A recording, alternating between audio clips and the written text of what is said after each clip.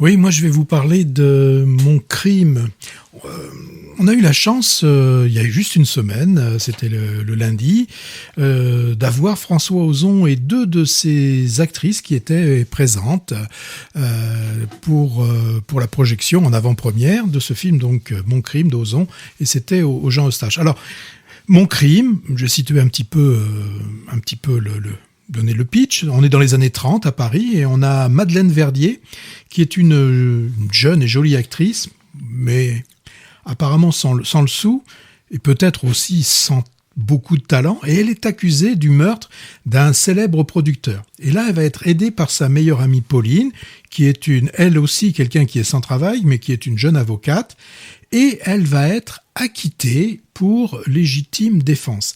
Alors là, la nouvelle vie va commencer parce que le fait de la réussite, enfin d'avoir été acquittée à ce crime, va faire qu'elle va pouvoir mener la grande vie, mais jusqu'à ce qu'à un moment donné, la vérité éclate au grand jour. Et là, vous irez voir ce film, cette comédie proposée par François Ozon, qui revient à l'adaptation d'une pièce de théâtre comme il nous l'avait déjà fait au moins 2 fois.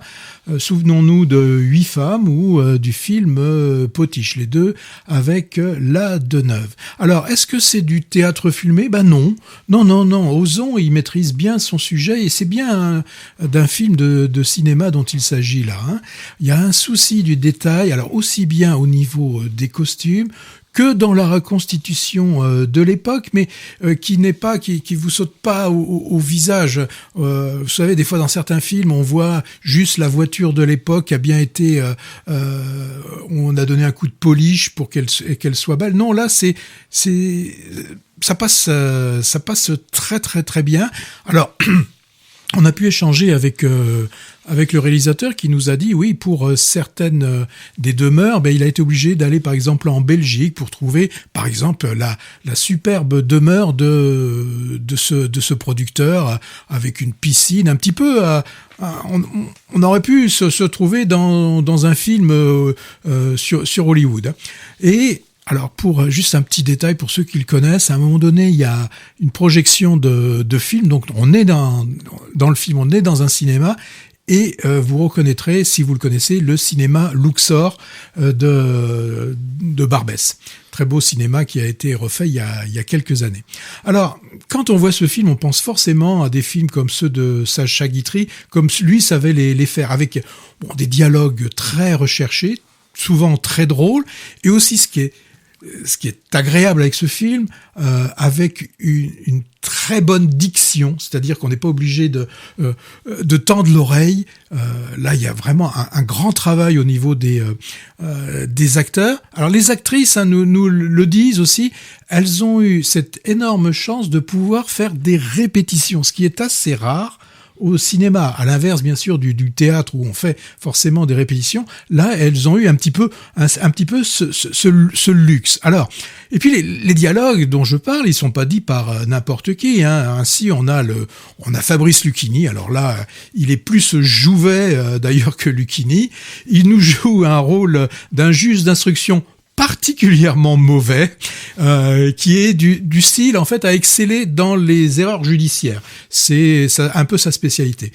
Côté masculin, elle a aussi une surprise, c'est Danny Boone qui a troqué son accent d'origine plutôt du nord de chez les Ch'tis pour prendre plutôt celui de la cité du pastis. C'est assez beau et on a l'impression là plutôt de repartir vers des films de Pagnol. On a aussi, puisqu'il fait partie de la troupe, du Solier qui passe faire, je vais pas dire une apparition, mais qui a un second rôle. Alors, côté rôle féminin, les 2 principales actrices, qui étaient d'ailleurs nommées au César, et une a eu le César pour les espoirs. Ouais. On a Nadia Tereskevich, donc maintenant auréolée de son César pour Les Amandiers. Elle est remarquable de drôlerie. Là, elle est blonde platinée, elle est super. Et sa comparse Rebecca Marder n'est vraiment pas non plus à la traîne. Elle est très drôle également. Alors, pour la situer, elle joue actuellement dans un film qui, je pense, qui va disparaître des écrans. Je crois même qu'il a disparu cette semaine des écrans.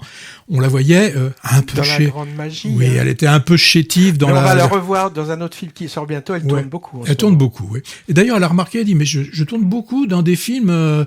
Peu contemporains. Elle est beaucoup dans des films.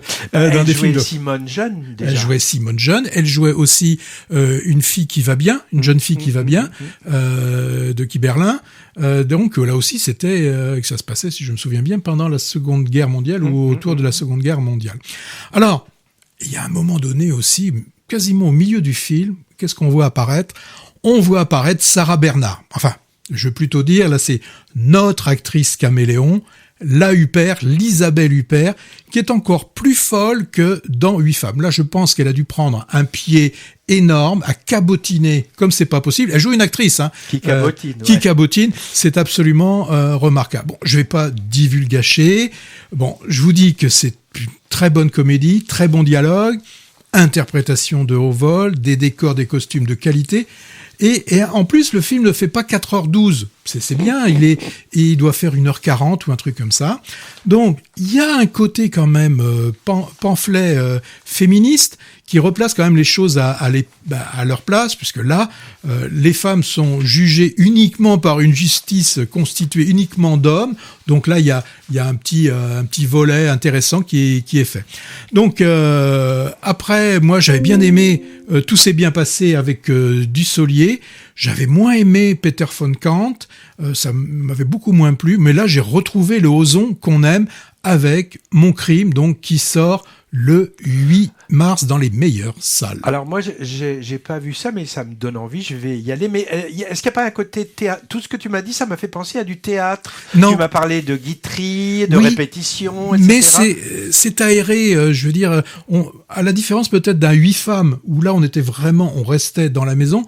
Là, j'ai pas eu j'ai vraiment c'est un film de cinéma, vraiment avec des extérieurs, juste ce qu'il faut, pas des moments extérieurs qui sont rajoutés. Et puis on a des décors, par exemple, sur les toits de Paris. Bon, là, on sent le studio, mais le bon côté du studio.